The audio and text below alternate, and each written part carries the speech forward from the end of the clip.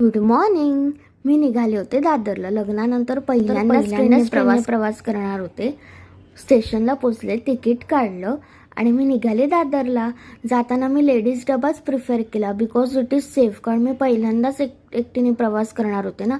तुमचं असं कधी होतं का की तुम्ही एकट्याने ट्रॅव्हल करता आणि तुम्ही सुद्धा असेच एक्सायटेड असता? मी सुद्धा खूप एक्सायटेड होते कारण मी एकटीने प्रवास करत होते. पण कधीतरी एकट्याने प्रवास केला पाहिजे. तुम्हाला काय वाटतं? फायनली मी दादरला पोचले and I was very happy.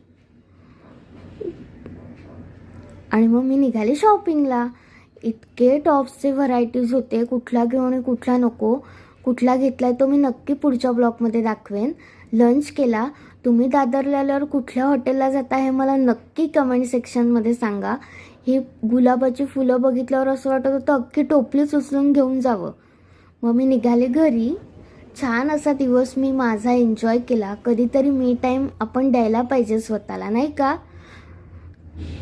तुमचं अशी काही आठवणी आहेत का मुंबईच्या? मला नक्की कमेंट सेक्शनमध्ये सांगा.